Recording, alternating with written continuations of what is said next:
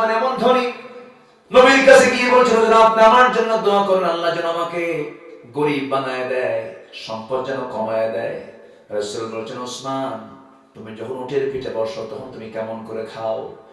তিনি বলছেন, উটের পিঠে যখন আমি বসে বসে যখন খাই, হঠাৎ করে যদি কোনো খাদ্যের দানা যদি উটের পিঠ থেকে পড়ে যায়, আমি উটকে বসায় দিয়া সেই দানা মাটি থেকে তুলে ধুয়ে নিয়ে সেই দানাটা আমি খেয়ে নেই। আমার রাসূল বললেন, ওসমান তোমার যে লাইফ স্টাইল, এই লাইফ স্টাইলের সম্পদ তো কমবে না, আরো বাড়বে। জোরে বলি সুবহানাল্লাহ। সম্পদ শুধু বাড়তেই ছিল ওসমান জিন্নুরাইনের, কিন্তু এইদিকে আমার নবী তার ওটা সংখ্যা একজন কইছে না এখানে, কি সুন্দর ভাষা না? বলি আলহামদুলিল্লাহ। অনেকদিন আগে নোয়াখালী একটা মাহফিলে গেছি আমি, তা আমাকে বললো, হুজুর ইক্কাইলো আর আল্লাহ লাগাইলো। তো বসলাম, গেলাম, খেলাম, কথাবার্তা বলতে বলতে বলতেছে, হুজুর গোটা দেশেই তো চলেন, তো নোয়াখালীর ভাষা তো একটু ভিন্ন, হুজুর উত্তরবঙ্গের এমন একটা বাক্য বলবেন যেটা আমরা বুঝবো না।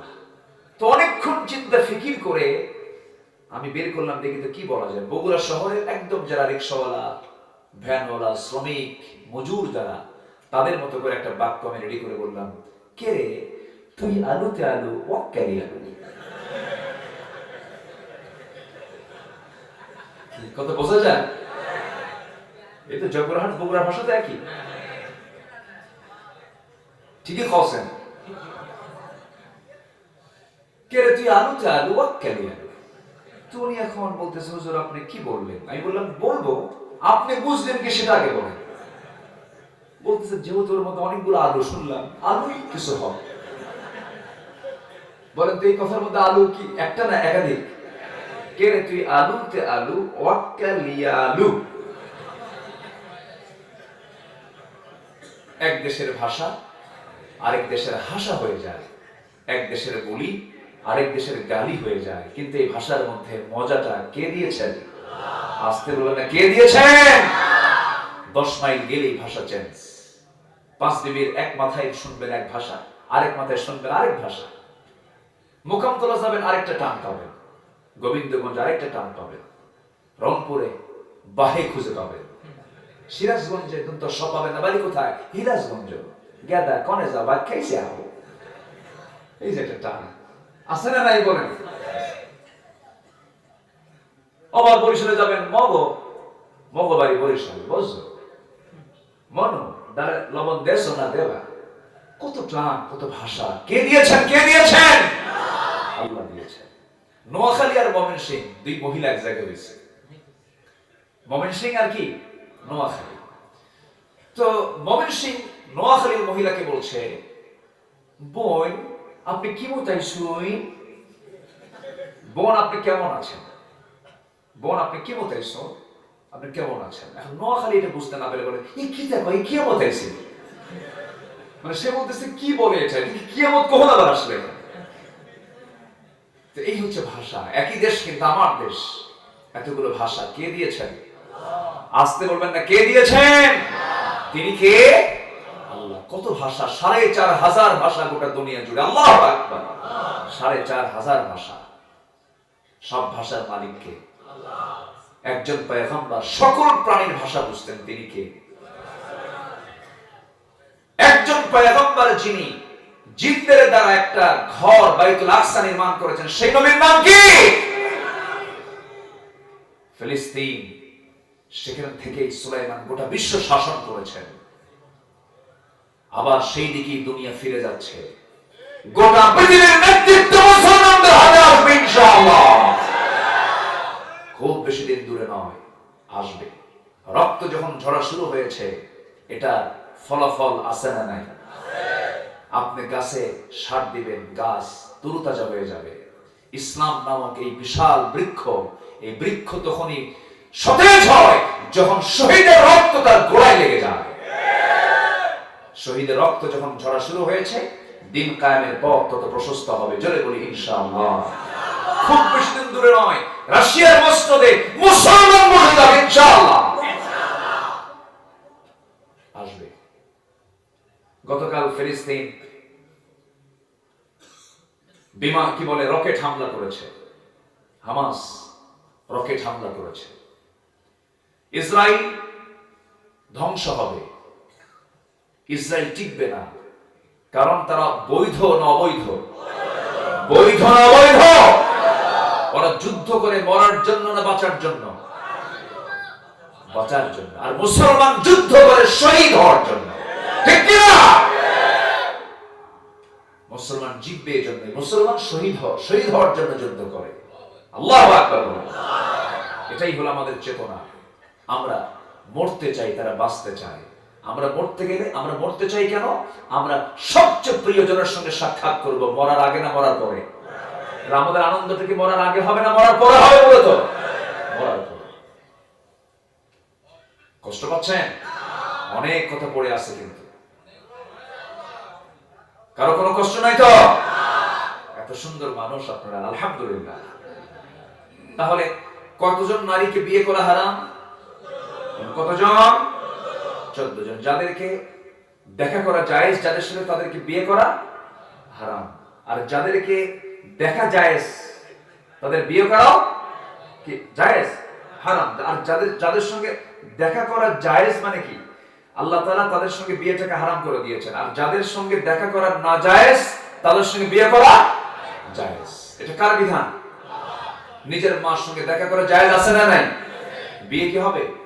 বোনের সাথে, বোনের সাথে, খালার সাথে, তারপরে নিজের ফুফুর সাথে, ভাতিজির সাথে, ভাগিনীর সাথে, নাতনির সাথে, তারপরে ছেলে বউয়ের সাথে, দুধ বোনের সাথে, দুধ মার সাথে হবে না। এগুলো হারাম কে করেছেন? আল্লাহ করেছেন। কেন? কেন করেছেন? কি জন্য করেছেন? আজকের দুনিয়ার বিজ্ঞানীরা বলতেছে দুধ বোনকে আল্লাহ রাব্বুল আলামিন কেন হারাম করে দিয়েছেন? এই হারাম করার মূল কারণ হলো মায়ের দুধ পরীক্ষা করে দেখা গেছে যে মায়ের দুধের মধ্যে যে স্টেম সেল থাকে সেটা ঠিক স্পার্মের মধ্যেও থাকে। বীর্যের মাধ্যমে যে বংশ বৈশিষ্ট্য ট্রান্সফার হয়, দুধের মাধ্যমে সেম মায়ের বংশ বৈশিষ্ট্য জেনেটিক সন্তানের মধ্যে ট্রান্সফার হয়। তখন দুধ পান করার সন্তান মায়ের বডির একটা অংশ হয়ে যায়, মায়ের বডি অংশ হয়ে যায়। এই জন্য আল্লাহ তাআলা দুধ বন, দুগ্ধ সম্পর্কীয় সকল বিয়ে আল্লাহ তাআলা হালাল করেছেন না হারাম করেছেন? হারাম করে দিয়েছেন। তাহলে ইসলাম যেটা করেছে অবাস্তব না বাস্তব? অকল্যাণ না কল্যাণ? শুধু কল্যাণ না মহাকল্যাণ? মহাকল্যাণ। আজকে গোটা পৃথিবীতে যদি থাকে একটি দিন যেটা ছিল, আছে, থাকবে, সেটাই হলো ইসলাম। সেটা কি বলেন? মানলে শান্তি, না মানলে অশান্তি। আজকে ইহুদি সংখ্যা 1 কোটি থেকে 1.5 কোটির মতো। শুধু 54 লাখ ইহুদি ইসরায়েলে থাকে। আমেরিকার মোট জনসংখ্যার 2% হলো ইহুদি। আমেরিকার ইলেকশন সিলেকশন করে ইহুদিরা। গোটা পৃথিবীর অর্থনীতির চাকা নিয়ন্ত্রণ করে ইহুদিরা। বাটা, পেপসি, কিটক্যাট, তারপর আর কি, পেপসি, কোকা-কোলা, লিভার ব্রাদার্স, সমস্ত বিজনেস নিয়ন্ত্রণ করছে আজকে ইহুদিরা। আর মুসলমান শুধু ফতুয়া দিয়ে বেড়াচ্ছে, ঠিক কি না? মুসলমান ফতুয়া দিয়ে বেড়াচ্ছে। আজকে যে ফেসবুকের কথা বলছেন, কি মার্ক জুকারবার্গ এক ইহুদি। এরকম করে গোটা পৃথিবীর সমস্ত তথ্য প্রযুক্তি, সামরিক, তারপর অস্ত্র শস্ত্র সব দিক থেকে ইসরায়েল এগিয়ে যখন, ইহুদি এগিয়ে যখন, তখন মুসলমানরা তালাকের মাসলা নিয়ে মারামারি করে, ঠিক কি না? বিবি তালাকের মাসলা নিয়ে মারামারি করে, আর মিলাদ আর কিয়াম নিয়ে মারামারি করে, সিরাত নিয়ে মারামারি করে, নূর মাটি নিয়ে মারামারি করে, ফরজ নামাজের পরে মুনাজাত আছে কিনা এগুলো নিয়ে মারামারি করে। এগুলো নিয়ে মারামারি করার সময় এখন নেই আমাদের। আমাদেরকে ঐক্যের প্ল্যাটফর্ম করে, ঐক্যের প্ল্যাটফর্ম তো করতে হবে। মুসলমান সবাই কি রাজি আছেন? রাজি আছেন? কারা কারা হাত তুলে করে দেখান।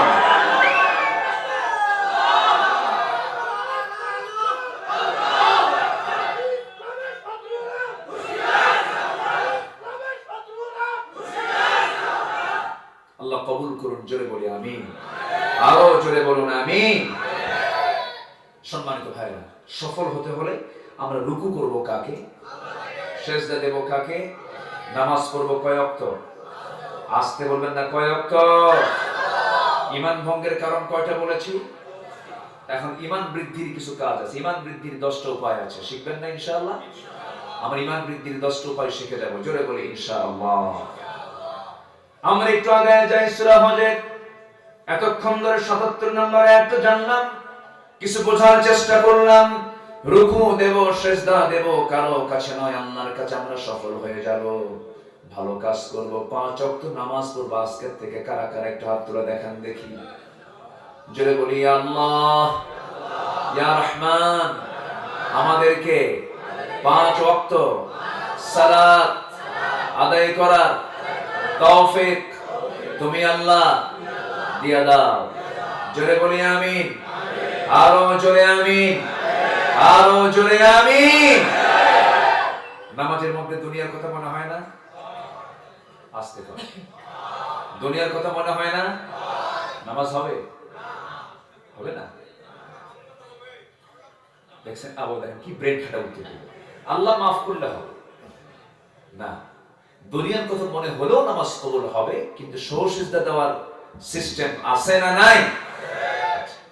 আল্লাহ মাফ করলে হবে, কি সুন্দর কথা বলেছেন, তাই তো, তাই না? অবশ্যই তাই, আল্লাহ মাফ করলে হবে। আল্লাহ যদি মাফ না করেন আমাদের কিছু করার নাই। আল্লাহ যদি মাফ করে দেন, আল্লাহকে ধরাও কেউ, আল্লাহকেও কেউ ধরতে পারবে না। এই জন্য আমরা আল্লাহকে বলবো, আল্লাহ আমাকে মাফ করলে, যেহেতু তোমার কারো কাছে কৈফিয়ত দেওয়া লাগবে না, আল্লাহ আমাকে লুকায়া তুমি মাফ করে দাও। আমরা কাঁদবো কার কাছে? আসতে বলবেন না, কার কাছে? আল্লাহর কাছে আমরা কাঁদবো। কাঁদতে যদি হয় চোখের পানি ফেলে আল্লাহর জন্য কাঁদো, কিন্তু যুবকরা আল্লাহর জন্য না কেঁদে, আল্লাহর ভয়ে না কেঁদে কাঁদে হলো সুইটির জন্য। সুইটি স্কুলে পড়ে, গার্লস স্কুলের সামনে গিয়া ঘন্টার পরে ঘন্টা যুবক ইতিমের মতো বসে থেকে, যেন বাপও নাই মাও নাই, আসেন নাই বলে। আস্তে করে মেয়েটা বের হয়, সুইটি বের হয়, পিছন থেকে এই রুবেল মিয়া আগাচ্ছে। সুইটি কোনো কথা বলে না, পিছন থেকে যুবকটা পিছে পিছে যায়। যখন কোনো কথার রেসপন্স যখন পায় না, পিছন থেকে বলে, সুইটি একটু কথা বলবা না? 3টা দিন যাবত ঘুম নেই, চোখটা একটু দেখো কি অবস্থা হয়ে গেছে আমার। এই যুবক, এগুলো আছে না নাই? আছে না নাই? রাত জেগে জেগে তুমি কাঁদতেছ, রাত জেগে জেগে তুমি চ্যাটিং করছো, একটা ক্ষণিকের শান্তি মজা নেবার জন্য তুমি তোমার যৌবনকে নষ্ট করে ফেলতেছো অবৈধ পন্থায়। না না, এগুলো করতে যেও না। আজকে শিশু পার্কে শিশু থাকে না, শিশুর মা থাকে। কারা থাকে? কিন্তু এখন থেকে ওই পার্কের নাম শিশু পার্ক না দিয়ে বলা দরকার শিশুর মায়ের পার্ক। শিশুর সব শিশুর মারা গিয়ে বসে থাকে, হবু মা, মা তো হয় নাই, হবু মারা গিয়ে বসে থাকে, হবু বাপরা গিয়ে বসে থাকে ঘন্টার পরে ঘন্টা, গাছের গোড়ায় গোড়ায় জোড়ায় জোড়ায়, সেখানে কিছুই নাই। কি গন্ধ সেখানে, দুর্গন্ধ, পচা গন্ধ, পরিবেশ ভালো না, এরপরও বসে থাকে ঘন্টার পরে ঘন্টা, বুকে বুক মিলে, হাতে হাত মিলে, চোখে চোখ মিলে, সারাদিন ধরে কুটকুট করে বাদাম খায়। আর একটাই গল্প, একটাই মূল প্রতিপাদ্য বিষয়, তুমি আমার, আমি তোমার। এই যে তোমার সময়টা তুমি নষ্ট করলা, কোনো লাভ নাই, সম্পূর্ণ জিরো। সম্পূর্ণ কি জিরো? তোমার আমল নামায় গুনাহগুলোই জমা হয়ে গেল, কোনো লাভ নাই। যুবক, সময় নষ্ট না করে, যদি প্রয়োজন হয়ে যায়, তোমার যৌবন চলে এসেছে, আস্তে করে তোমার আব্বা আম্মাকে বুঝায় বলো, আব্বা নামাজ পড়ি, রোজা রাখি, ঈমানটাকে বেঁচে রাখার চেষ্টা করি, আব্বা বিয়েটা করায় দাও। কিন্তু কিছু বেকুব বাপ আছে, ওই রকম সময় খেপু মেরে ওঠে, খেপে গিয়ে বলে, কিসের বিয়ে রে? নিজের পায়ে দাঁড়াতে পারিস না? ছেলেকে অন্যের পায়ে দাঁড়াতে থাকে। এরকম কিছু বাপ আছে না নাই? নিজের পায়ে আগে দাঁড়া, নিজের পায়ে দাঁড়াতে গিয়ে আসে বিদেশে চলে যায়। কোথায় যায়? বিদেশে চলে গেছে, 40 পার হলো, 45 পার হলো, 50 পার হলো, চুল কি কালো না সাদা? 50 বছর হয়ে গেছে, চামড়াগুলো কুঁচকে গেছে, বিয়ে করলো। বিয়ে শাদী করার পর 60 বছরের বাপ হলো। 60 বছরের লোকটা যখন তার শিশু বাচ্চাকে নিয়ে যখন রাস্তায় ঘুরবে, সেই সময় ওই ছেলেকে লক্ষ্য করে বলে, এই ছেলে, এটা তোমার দাদা না নানা? দাদার বয়সে বাপ হয় লাভ কি? বাবার বয়সে বাপ হও, বাবার বয়সে বাপ হও। আমি এই কথাগুলো প্রায় বলি, কারণ জেনা বন্ধ করার উপায় বিয়ে ছাড়া হবে না। চোখের জেনা আছে না নাই? চিন্তার জেনা আছে না নাই? কানের জেনা আছে না নাই? যে যুবক কয় আমার বিয়ে করার প্রয়োজন নাই, ওর যৌবনই নেই। দেখছেন কি জোরে জোরে ঠিক করে। ভালো। রাসূল বিয়ের ব্যাপারে খুব উৎসাহ দিয়েছেন। এক সাহাবী রাসূল তাকে দেখে বলেন, জুলাইবি, বিয়ে করবা না? হুজুর, বিয়ে করবো কেমনে? কেউ তো দেই না আমার সঙ্গে বিয়ে। আবার বললেন, জুলাইবি, তুমি কি বিয়ে করবা না? হুজুর, কি বিয়ে দিবে আমার সাথে? আমার তো ঘর বাড়ি কিচ্ছু নাই। আবার দ্বিতীয় দিন বলেন, জুলাইবি, তুমি কি বিয়ে করবা না? হুজুর, কেমনে করবো? আমার তো কোনো ব্যবস্থাই হচ্ছে না। না করে না। যুবক কি না করে কখন? আর আজকে কিছু যুবক আছে, কিসের বিয়া? কামাই নাই।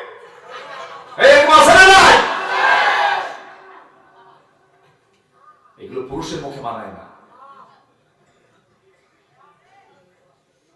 আমি শেষ করে দিই নাকি? আলোচনা চালাবো? জোরে বলি ইনশাআল্লাহ। জুলাইবি তৃতীয় দিনও যখন শুনলেন এবং জবাব দিয়ে বলছেন, হুজুর, বিয়ে তো করব, কিন্তু কোথায় করব?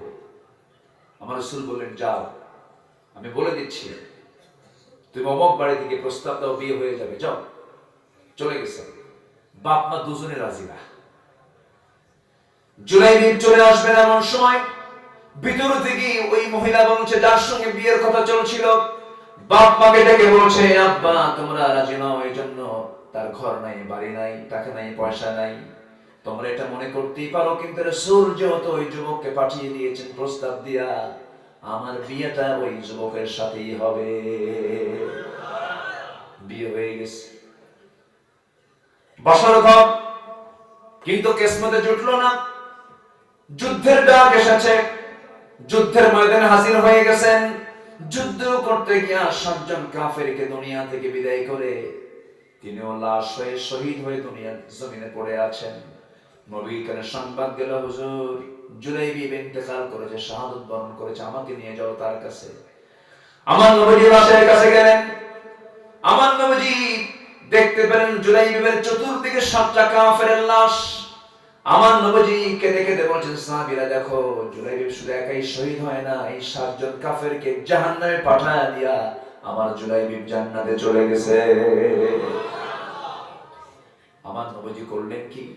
নিজের মোবারক বরকতময় রান, এই উরুটা, নিজের পায়ের উরুটা বিছায় দিয়ে তার মাথাটা তার উরুতে রাখলেন। মুখের রক্তগুলো মুছে দিলেন, দোয়া করে দিলেন। আল্লাহকে বলছেন, আল্লাহ, জুলাইবিকে তুমি আল্লাহ জান্নাতের উচ্চ মাকাম দিয়ে দাও। সুন্দর করে তার জন্য দোয়া করে দিলেন। আমার বন্ধুগণ, রাসূল তার মেয়েকে বিয়ে দিয়েছেন। একজন ছিলেন ধনী মানুষ, আর একজন ছিলেন শুধু গরিব না, মহা গরিব। জামাই ছিলেন একজন ওসমান সিন্নুরাইন, 7,000 কোটি টাকার মালিক। অনেক সম্পত্তি আল্লাহ তাকে দান করেছেন, কিন্তু খুব হিসাব করে চলতেন। একদিন এসে বলতেছে, হুজুর, আপনি আমার জন্য আজকে একটা দোয়া করবেন। কি দোয়া? আমি যেন গরিব হয়ে যাই। আমি যেন, আচ্ছা, এই দোয়া কি কেউ চায়? বলেন, কেউ চায়? আমার সম্পদ যেন কমে যায়, হুজুরের জন্য দোয়া করেন। আমি তো এরকম কোনো লোক পাইনি পর্যন্ত। আমাদের কাছে অনেকেই দোয়া চাইতে আসে, কিন্তু এরকম তো কেউ চায় না যে, হুজুর, আপনি আমার জন্য একটু দোয়া করেন, আল্লাহ যেন আমার সম্পদ কমায় দেয়। এটা কেউ বলে? কিন্তু কি ওসমান এমন ধনী, নবীর কাছে গিয়ে বলছিল, আপনি আমার জন্য দোয়া করেন, আল্লাহ যেন আমাকে গরিব বানায় দেয়, সম্পদ যেন কমায় দেয়। রাসূল বলছেন, ওসমান, তুমি যখন উটের পিঠে বসো তখন তুমি কেমন করে খাও? তিনি বলছেন, উটের পিঠে যখন আমি বসে বসে যখন খাই, হঠাৎ করে যদি কোনো খাদ্যের দানা যদি উটের পিঠ থেকে পড়ে যায়, আমি উটকে বসায়া দিয়া সেই দানা মাটি থেকে তুলে ধুয়ে নিয়ে সেই দানাটা আমি খেয়ে নেই। আমার রাসূল বললেন, ওসমান তোমার যে লাইফ স্টাইল, এই লাইফ স্টাইলের সম্পদ তো কমবে না, আরো বাড়বে। জোরে বলি সুবহানাল্লাহ। সম্পদ শুধু বাড়তেই ছিল ওসমান জিন্নুরাইনের, কিন্তু এইদিকে আমার নবী তার সব চাদরের দুলালি ফাতিমাকে বিয়ে দিবেন। বললেন, কে আছো আমার মেয়ে ফাতিমাকে বিয়ে করবা? কে কে আছো বলো। বেশ কিছু ধনী সাহাবীরা চলে আসলেন। আমার নবী কার প্রস্তাবকে গ্রহণ করলেন না, সবগুলো তিনি নেগেটিভ করলেন। আমার নবী অপেক্ষার প্রহর গুনছেন, আমার পছন্দের লোকটা কখন আসবে। এবারে বলা হলো, আলী সবাই তো প্রস্তাব দিয়ে শেষ করেছে, তুমি এখন যাও। আলী বলছেন, আমার প্রস্তাব রাসূল কেমন করে মানবেন, কারণ আমার তো বাড়ি নেই।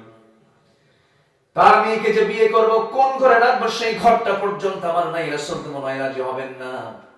এরপরও তিনি চলে গেলেন, নবীর সামনে গিয়ে আস্তে করে বসলেন। বসে চুপ করে বসে আছেন, কোনো কথা বলছেন না। রাসূল বলছেন, আলী তুমি কি আমার মেয়েকে বিয়ে করবা নাকি? হুজুর দিলে করব, দিলে করব। সঙ্গে সঙ্গে রাসূল বলছেন, বিয়ে তো করবা, ভালো কথা, টাকা পয়সা আছে নাকি? মোহরনা দিতে হবে। হুজুর টাকা পয়সা পাবেন কোথায়? আমার তো কিচ্ছু নাই। কি আছে বলো? এই যে বর্ম, এই যে আমার তরবারি, এই যে ঢাল, এই যে তরবারি। রাসূল বলছেন, যাও ঢালটা বিক্রি করে আসো। ঢাল ছাড়াও যুদ্ধ করা যায়, কিন্তু তরবারি বিক্রি করা যাবে না। ঢাল বেচার টাকাই হবে বিয়ের মোহরনা। যাও। সবচেয়ে কম পরিমাণ মোহরনা নির্ধারণের জন্য আল্লাহ রাসূল ওই ঢাল বিক্রি করার জন্য অর্ডার দিলেন। বিক্রি করতে গেছেন, সামনে বিক্রেতা হলো ওসমান জিন্নুরাইন। বলছেন, ওসমান বলছেন, আলী সাজের সকালবেলা তুমি কেন ঢাল বিক্রি করতে আসছো? কি হয়েছে তোমার? কি বিপদ হয়েছে? আমার বিয়ে ঠিক হয়েছে। কার সাথে? আপনার শালীর সাথে। ওসমান জিন্নুরাইন ঢালটা কিনলেন, টাকাটা দিলেন। কিছু দূরে যেতে না যেতে পিছন থেকে ডাক দিয়ে বলছেন, আলী আসাদুল্লাহিল গালিবের হাতে ঢাল থাকবে না, এটা কি মানায় নাকি? আমি তোমাকে আগাম এই ঢালটা আমি তোমাকে গিফট করলাম, তোমাকে উপহার দিলাম। এক হাতে ঢাল নিলেন, টাকা নিলেন, নিয়ে নবীর সামনে এসে যখন দাঁড়ালেন, রাসূল বলছেন, আলী ঢাল বুঝি বিক্রি হয় না? হুজুর ঢাল বিক্রি হয়েছে, আবার উপহারও পাইছে। কেন? এই যে টাকা ঢাল বিক্রি, আর এই ঢালটা আমাকে আবার উপহার দিয়েছে। তুমি কার কাছে বিক্রি করছো? হুজুর আপনার জামাই ওসমানের কাছে। লোক আর খুঁজে পাবো না। আমার জামাই ওসমানকে বলতেই পারলাম না, আমার বড় জামাই ওসমান, তাকে আমি জানাতেই পারলাম না। তার আগে তুমি জানায়া দিয়েছো। বিয়েটা হয়ে যাবে। বিয়েটা হয়ে গেল। রাসূল বিয়ে পড়ায়া দিলেন। সবচেয়ে অনড়ম্বরপূর্ণ, কোনো আড়ম্বরতা নাই, সিম্পল বিয়া, কোনো গেট নাই, কোনো আলোকসজ্জা নাই, কোনো অপচয় নাই, কোনো প্রকার লাফালাফি নাই, কোনো ধুমধাক্কা নাই, কোনো ডিজে গান নাই, কোনো বেহুদা অপচয় নাই। সবচেয়ে সিম্পল বিয়েটা হয়ে গেল।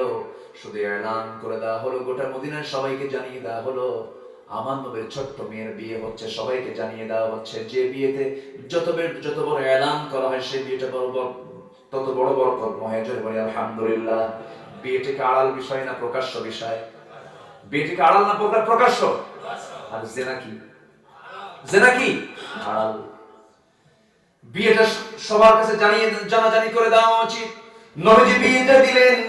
বিয়ে দেওয়ার সঙ্গে সঙ্গে ফাতিমাকে ডাক দিয়ে বলছেন, মা বিয়ে তো দিলাম আজকে, আমি তোমাকে আমার একটা ছেলে দিলাম। ঘর নাই, বাড়ি নাই, টাকা নাই, পয়সা নাই, কিন্তু মাথা থেকে পা পর্যন্ত তাকওয়া দিয়ে ভরা। জোরে করেন সুবহানাল্লাহ। আমার নবীজি করলেন কি? পানির মশক, চামড়ার তোশক, পানির মশক, চামড়ার তোশক আর আটা পেশার জন্য পিসদানি দিলেন। আর বললেন, মা স্বামীর বাড়ি করে খাও। মৃত্যুর দিন পর্যন্ত আমার কানে যেন স্বামীর বিরুদ্ধে একটা নালিশ যেন আমার কানে কখনো না আসে। কি সুন্দর কথা বলে দিলেন। কিন্তু আজকের মেয়ের বাপরা কেমন কিছু কয় নাকি? মেয়েকে বিয়ে দেয় বলে, মা মোবাইল নিয়ে যা, যদি কিছু কয় কালকে ফোন দিবি, খাইয়া ফালামু। এই আছে না নাই? বলেন আছে না নাই? স্বামীর বিরুদ্ধে কোন নালিশ যেন কানে না আসে। মা ওই যে চলে গেছেন, মৃত্যুর দিন পর্যন্ত ফাতিমার মুখে স্বামীর বিরুদ্ধে একটা নালিশ আসে নাই। স্বামীও তার ভালো ছিল, এটাও একটা দিক। স্বামীও তার ভালো ছিলেন। রিপোর্ট আসবে কেমনে? আমার নবীজি একদিন দেখতেছেন ফাতিমা বসে বসে নামাজ পড়ছেন, যুবতী মেয়ে। রাসূল বলেছেন ফাতিমা বসে বসে নামাজ তো ঠিক নয়। এর কারণটা কি? বলছেন আব্বাজান, আমি যদি দাঁড়িয়ে দাঁড়িয়ে নামাজ পড়ি, আমার যে জামাটা আছে, জামার পিছনে ছেঁড়া আছে, তালিযুক্ত অংশ আছে, আপনি তালিযুক্ত অংশ যদি আপনার চোখের সামনে পড়ে যায়, আপনি বাপ হয়ে এমনটা মনে করতে পারেন, আরে আমার জামাই আরে আমার মেয়েকে কাপড়ে কষ্ট দেয়, আমার স্বামীর এতটুকু দোষ আপনার সামনে প্রকাশ পেয়ে যাক, আমি চাই নাই মনে করে আমি বসে বসে নামাজ পড়তেছি। জোরে বলে সুবহানাল্লাহ। একদিন বলছে আব্বা ঘর নাই, তেমন বাড়ি নাই, মেঝেটা কাঁচা, কাপড় চোপড় দিয়ে মেখে যায়, একা কাজ করতে কষ্ট হয়। হাসান হোসেন ছোট ছোট মানুষ, দেখুন তো আব্বাজান, একজন কাজের মানুষ আমাকে দেওয়া যায় নাকি, একজন দাস আমাকে দেওয়া যায় নাকি, একজন মানুষ আমাকে খাদেম দিলে পরে আমার কিছু উপকার হয়। রাসূল সঙ্গে সঙ্গে যায় নামাজ টান দিয়ে বলছেন আমার মা দেখো তো এখানে কি আছে, বহু সম্পদ, সেখানে পঞ্জীবিত অনেক কিছু সম্পদ সেখানে দেখা যাচ্ছিল, হীরা মানিক মুক্তা সব দামি দামি সম্পদ দেখা যাচ্ছিল। রাসূল বলছেন ও ফাতিমা তুমি এগুলো চাও না আখিরাত চাও? আমি যদি আল্লাহর কাছে বলতাম বহুত পার আমার জন্য আল্লাহ তুমি সোনা করে দাও, আল্লাহ তাআলা সোনা বানায় দিতেন, আমাকে তার মালিক বানায় দিতেন, কিন্তু আমি এটা চাই নাই মা। ও মা তোমার জন্য কাজের মানুষের কোনো প্রয়োজন নাই, কাউকে লাগবে না, আমি তোমাকে একটা আমল শিখিয়ে দিচ্ছি মা। সুবহানাল্লাহ, আলহামদুলিল্লাহ, আল্লাহু আকবার 33 বার বলবে সকাল সন্ধ্যা, তোমার সমস্ত কাজের জিম্মাদার আমার আল্লাহ নিজে হয়ে যাবেন। জোরে বলি সুবহানাল্লাহ। মেয়েকে বিদায় দিয়ে দিলেন। মেয়েদেরকে মানায় বাপের বাড়ি না স্বামীর বাড়ি? বলেন বলেন বলেন বলেন, কার বাড়ি? স্বামীর বাড়ি। স্বামীর নাম কিন্তু কম না মা। স্বামী যদি বলে আমার বউটা ভালো, আল্লাহ বলবেন ওই বান্দিটা আমার ভালো। যদি স্ত্রী বলে আমার স্বামীটা ভালো, আল্লাহ বলবেন ওই বান্দাটা আমার ভালো। তাহলে বউয়ের কাছে ভালো থাকার দরকার সবার পরে না সবার আগে? বউয়ের কাছে যদি সার্টিফিকেট পান যে আমি আপনি ভালো, আল্লাহ বলবেন ওই সার্টিফিকেট আমার 1 নাম্বার সার্টিফিকেট, যা আল্লাহু আকবার। তাহলে মায়ের কাছে ভালো থাকতে হবে, বউয়ের কাছেও আসতে হয়। মায়ের কাছেও ভালো থাকতে হবে, বউয়ের কাছেও। তাহলে মায়ের খেদমত করবেন, শুধু মাকে প্রাধান্য দিবেন, আবার বউকে পাত্তা দিবেন না তা না। মাকে তো দাম দিতে হবে, বউকেও অবশ্যই গুরুত্ব দিতে হবে, কারণ বউ দিবে সার্টিফিকেট। বউ দিবে কি? যত বড় বুজুর্গ হন না কেন, পৃথিবীর মানুষ আপনাকে বুজুর্গ ভাবতে পারে, কিন্তু বউ জানে আপনি কত নাম্বার লুচ্চা। ঠিক কি না? ঘুমাচ্ছেন না কেন? আপনি কি চতুর্থ আসমানে গেছেন? না, দোয়া করতে হবে। ঘুমাচ্ছেন যে? এত সুন্দর মানুষ, বলি আলহামদুলিল্লাহ। আজকের মাহফিল আমার একটা মানে স্মরণীয় হয়ে থাকবে। গ্রামীণ জীবনের মানুষগুলো ঘুমের সময় এত রাত হয়ে গেছে, কি সুন্দর করে বসে আছেন, বলি আলহামদুলিল্লাহ। জোরে বলি আলহামদুলিল্লাহ। নামাজ, মেয়েদের জন্য পর্দার দরকার আছে না নাই? পর্দা কিসের পর্দা? দরজার পর্দা, জানালা, রূপালী পর্দা, টেলিভিশনের পর্দা, না গায়ের পর্দা? দেহের পর্দা করতে হবে। সৌন্দর্যকে দেখাতে হবে একজনকে, তিনি হচ্ছেন স্বামী। স্বামী ছাড়া কাউকে সৌন্দর্য দেখানো যাবে? আসতে বলবেন না, যাবে? আমার মা, আমি শুনেছি আজকে মা বোন অনেক মাহফিল আসছেন, এই জন্য আলোচনাটাকে একটু 2 ভাগ করেছিলাম। মাদের জন্য কিছু বলে দিলাম, ভাইদের জন্য কিছু বলে দিলাম।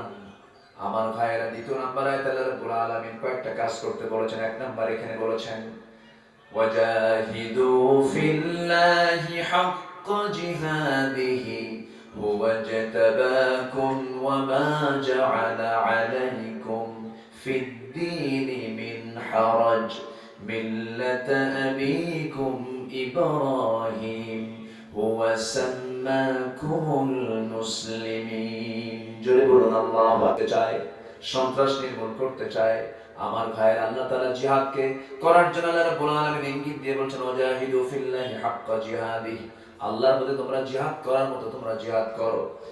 এরপর আল্লাহ রাব্বুল আলামিন দ্বীনের ব্যাপারে বলছেন হুয়া জাতাবাকুম ওয়া মা জাআলা আলাইকুম ফিদ-দীনি মিন হারাজ, তিনি তোমাদের জন্য যে দিন দিয়েছেন এই দিনটা তোমাদের জন্য কঠিন করে দেন না, সহজ করে দিয়েছেন। আমার ভাইরা, ইসলাম মানলে শান্তি, ইসলাম না মানলে, বলেন ইসলাম না মানলে অশান্তি। ইসলাম মানবো আমরা, জোরে বলি ইনশাআল্লাহ, আরো জোরে বলি ইনশাআল্লাহ। ইসলামকে আমরা মানবো এবং আমাদের পরিচয় একটাই, সেটা হলো আমরা মুসলমান। আমরা কি বলেন? আমাদের জাতির পিতা ইব্রাহিম আলাইহিস সালাতু ওয়াস সালাম, আল্লাহ তাআলা সিলেকশন দিয়েছেন। তোমাদের জাতির পিতা হলো ইব্রাহিম আলাইহিস সালাতু ওয়াস সালাম, তিনি মুসলমানদের অন্তর্ভুক্ত ছিলেন। আমরাও কি বলেন? আমরাও মুসলমান। এরপর আল্লাহ তাআলা সুন্দর করে বলছেন, অতএব তোমরা কি করবে? তোমরা চারটা কাজ করবে। এক নাম্বার কাজ হলো তোমরা নামাজ তো পড়বেই, রুকু তো করবে, সিজদা তো করবে। এবার তোমরা কি করবে? ফাকিমুস সালাতা ওয়া আতুস যাকাত ওয়া'তাসিমু বিল্লাহ হুয়া মাওলাকুম ফানি'মাল মাওলা ওয়া নি'মান নাসীর। জোরে বলুন আল্লাহু। অতএব তোমরা কি করবে? নামাজ কায়েম করবে। নাম্বার 2 হলো যাকাত আদায় করবে। নাম্বার 3 হলো আল্লাহর রজ্জুকে তোমরা শক্ত করে ধরবে। আর জেনে রেখে দিও, মাওলা কিন্তু তোমাদের কেউ না। মাওলা মানে হলো অভিভাবক, মাওলা মানে হলো গার্জিয়ান। আমাদের অভিভাবকটা কে বলেন? আসতে বলবেন না, কে? ফানি'মাল মাওলা ওয়া নি'মান নাসীর। আহারে কত উত্তম সেই মাওলা, কত উত্তম সেই সাহায্যকারী, তিনি কে? আল্লাহ। আমরা কার কাছে ফিরে যাব একদিন? আসতে বলবেন না, কার কাছে ফিরে যাব? সিজ্জিনে যেতে চাই না ইল্লিনে যেতে চাই? ইল্লিন। ডানপন্থী আমরা হব, জান্নাতের দিকে আমরা দৌড়াবো। ওয়াসারিউ ইলা মাগফিরাতিন মির রাব্বিকুম ওয়া জান্নাতিন আরদুহাস সামাওয়াতি ওয়াল আরদ উইদ্দাত লিল মুত্তাকিন। জোরে বলুন আল্লাহু আকবার। জান্নাতের দিকে যেতে আমরা অলস হব না, দৌড়ে দৌড়ে জান্নাতের দিকে চলে যাব। জান্নাত আমাদের বাপের ভিটা, জান্নাতে আমরা ফিরে যাব। জোরে বলি ইনশাআল্লাহ, আরো জোরে বলি ইনশাআল্লাহ। ঈমান বৃদ্ধির কিছু আমল আছে, ঈমান ভঙ্গের কিছু 10টা কারণ শুনেছিলাম। ঈমান বৃদ্ধির 1 নাম্বার উপায় হলো আল্লাহর সুন্দর সুন্দর নামগুলো আমরা সুন্দর করে পড়বো, তার গুণাবলী সম্পর্কে জানবো, এলেন্ট অন্বেষণ করব। নাম্বার 3 হলো সৃষ্টি জগৎ সম্পর্কে চিন্তা গবেষণা করব। নাম্বার 4 কোরআনটা নিয়মিত পড়ব, গবেষণা করব। নাম্বার 5 অধিক পরিমাণে কোরআন সুন্নাহ বর্ণিত দোয়া জিকির পাঠ জিকিরগুলো করব। নাম্বার 6 হলো নিজের পছন্দের উপর আল্লাহ রাসূলের পছন্দকে প্রাধান্য দেব। দ্বীনি মজলিসে বসবো, সকল প্রকার পাপ কাজ থেকে দূরে থাকবো, ফরজ ইবাদতের পাশাপাশি নফল ইবাদতে গুরুত্ব দেব। নাম্বার 10 হলো ঈমান বৃদ্ধির জন্য মহান রব্বুল আলামিনের কাছে দোয়া করা, চাওয়া, আল্লাহ আমাদের ঈমানকে বৃদ্ধি করে দাও। এই 10টা কাজ আমরা করব। জোরে বলি ইনশাআল্লাহ, আরো জোরে বলি ইনশাআল্লাহ। অহংকারী হব না, অহংকার মুক্ত হব। অহংকার মুক্ত হব। গীবতকারী হব না, গীবতকারী হব। গীবত করা যাবে, গীবত মুক্ত জীবন গড়ব। জোরে বলি ইনশাআল্লাহ। অনেক কথা হয়ে গেছে, অনেক রাত হয়ে গেছে। সবাই টেরও পাচ্ছেন যে হুজুর এখন শেষের দিকে যাচ্ছেন। যতটুকু হয়েছে আমরা বলে ফেলি আলহামদুলিল্লাহ। জোরে বলি আলহামদুলিল্লাহ। যে যেখানে আছেন সেখানেই বসুন। যার আব্বা আম্মার জন্য দোয়ার প্রয়োজন নাই তিনি তো চলেই যাবেন। আব্বা আম্মার জন্য দোয়ার দরকার আছে না নাই বলেন তো? আমরা একসঙ্গে আব্বা আম্মার জন্য দোয়া করব, দেশবাসীর জন্য দোয়া করব, গোটা পৃথিবীর মুসলমানদের জন্য দোয়া করব। সবাই নামাজের মতো করে বসি ভাই, নামাজের মতো করে বসি। সবাই মিলে সুবহানাকা আল্লাহুম্মা ওয়া বিহামদিকা আশহাদু আল্লা ইলাহা ইল্লা আনতা আস্তাগফিরুকা ওয়া আতুবু ইলাইকা। চিৎকার মেরে বলি ইয়া আল্লাহ, আমার জীবনে সগীরা কবীরা ছোট বড় সব গুনাহ তুমি আল্লাহ মাফ করে দাও। জোরে বলুন ইয়া রাব্বাল আলামিন। আমাকে ছেড়ে যাচ্ছেন কেন ভাই? বসেন। এতক্ষণ তো আমরা বসেই ছিলাম, শেষ ভালো যাক, বসেন। অনেকে ভাবতেছেন যে একটু সাইকেলটা তাড়াতাড়ি নিয়ে বের হয়ে যায়, অনেকের চিন্তা এরকম থাকে যে তাড়াতাড়ি চলে যায়, কিন্তু না, আমরা একসঙ্গে যাব। জোরে বলি ইনশাআল্লাহ। বসো। এই যে বড় মাহফিল, এই যে হাজার হাজার মানুষ আপনারা এসেছেন, এখানে কোনো কি নাশকতা হয়েছে? কোনো গন্ডগোল, কোনো খাওয়া, কোনো সিল্লি, জুতা ঢেলাঢেলি? অথচ বলা হয় মাহফিলে নাকি নাশকতা হয়, ঝামেলা হয়। এই জাতীয় কথা তাদের মুখ থেকে বের হয় যাদের জন্মে কিছু সমস্যা আছে, বদমাই শুরু। আল্লাহ তুমি সবাইকে বোঝার তৌফিক দাও, জোরে বলি আল্লাহুম্মা আমিন। গজল শুনতে চেয়েছেন, শুনবেন? গজল শুনবেন? দেখা যাক।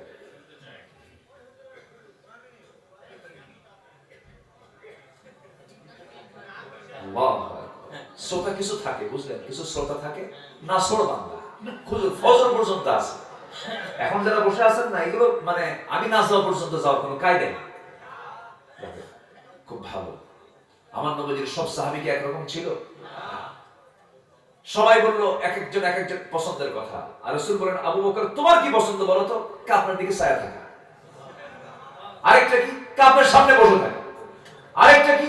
আপনার জন্য সব সম্পদ ব্যয় করা। রাসূল বলেন তুমি তো সব আমার জন্যই করো, বুঝলেন? আমি তো আপনার জন্যই। আল্লাহু আকবার বলেন। আলেমদের দিকে চেয়ে থাকলে সব পাওয়া যায়। জুমার খুতবায় জুমার খতিবের দিকে তাকাবেন, শ্রদ্ধার চোখে দেখবেন, শুনবেন আলোচনা, দেখবেন প্রশান্তি পাবেন। আর মাঝখানে দেখাবেন হুজুর, এরকম টাইপের কিছু আছে না বলেন তো? হুজুর সময় দেখেন না, ঘড়ি দেখেন না? আমার দাওয়াত আছে একখান, শুক্রবার আপনি বোঝেন না হুজুর? আপনার তো কোনো কাম নাই, জান নাই, কোনো গতি সেই করে ইমামতি। এরকম এরকম ফাসুল ফুসুল করার কিছু মুসল্লি আছে না? এগুলো করা ঠিক না। আসুন আমরা এখন দোয়া করব। গজল, আচ্ছা জি, গজল আমি বলছি, রাকিব মিজানকে বলবেন। আমাদের প্রভু এক, এক নবীর উম্মত, জীবন বিধান এক, ওই শিবানী কোরআন। তবে কেন এক নও হে মুসলমান, এক হও এক হও করিয়া আহ্বান। আমাদের প্রভু এক, এক নবীর উম্মত, জীবন বিধান এক, ওই শিবানী কোরআন। বাইতুল্লাহ এক, মদিনা শরীফ এক, উহুদ পাহাড় এক, বদরের মাঠ এক, একটা তো জীবন আর মরণ তো একবার, সকলের তরে আছে একই স্থান। তবে কেন এক নও হে মুসলমান, এক হও এক হও করিয়া আহ্বান। ঠিক কিনা? আল্লাহ আমাদের এক হওয়ার তৌফিক দান করুন, জোরে বলি আমিন। এত পানি পড়লে কি আর কাম হয়?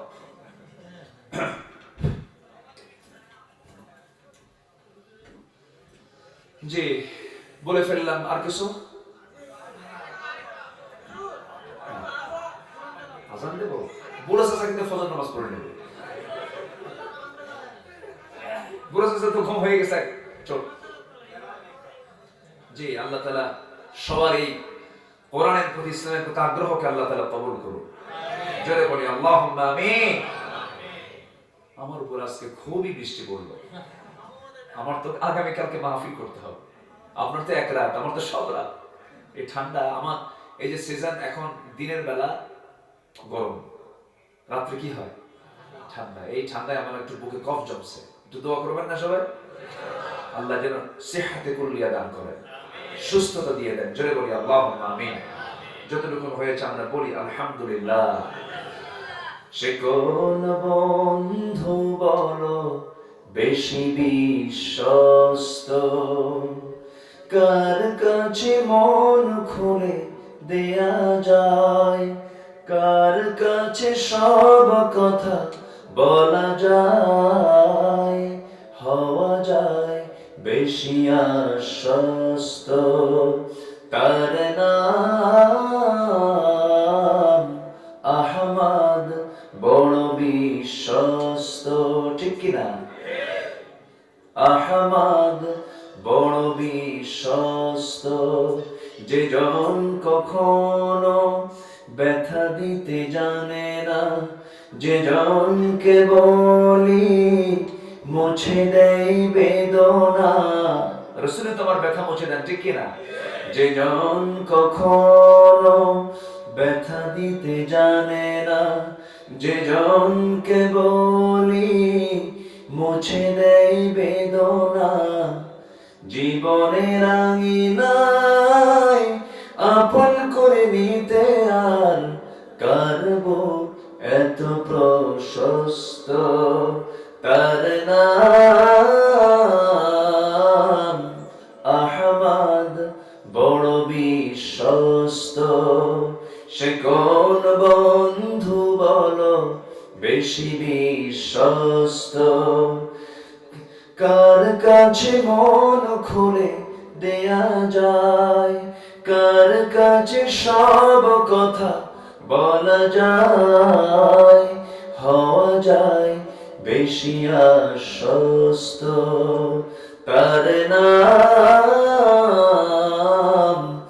আহমদ বড় বিশ্বস্ত, আহমদ বড় বিশ্বস্ত। এত আস্তে মারহাবা। জি যা হয়েছে আমরা বলি না ভাই আলহামদুলিল্লাহ। জি আসুন আমরা দোয়া করব। আমরা চাইবো কার কাছে? আল্লাহর কাছে। নামাজের মতো করে সবাই বসে, নামাজের মতো করে। আরেকটা ঘোষণা আছে, অনেকে অনেকে কিছু প্রশ্ন করেন, অনেকে মাহফিলে প্রশ্ন করেন না। আমি প্রশ্নগুলো এক 6 মাসের প্রশ্নগুলো এক জায়গায় করে আমি একটা বই সংকলন করেছি। সমকালীন কিছু গুরুত্বপূর্ণ কিছু প্রশ্ন এবং তার জবাব, ইসলামিক নলেজ একটা বই, 100 বিষয়ের 500টা হাদিস, 100টা বিষয়ের উপরে 500টা হাদিস, 5টা করে হাদিস একটা বিষয়ে, ছোট্ট দুটি বই আপনারা পাবেন যদি নিতে চান। বই পড়ার দরকার আছে না? বই পড়লে কি জ্ঞান কমে না বাড়ে? বাড়ে। যার ঘরে কিছু বই আছে, এর চাইতে বড় সম্পদ আর কি আছে বলেন? জমাজমি বড় না বই বড়? বই। বই মানুষকে ধনী বানায়, জ্ঞানের ধনী বানায়, বলে আলহামদুলিল্লাহ।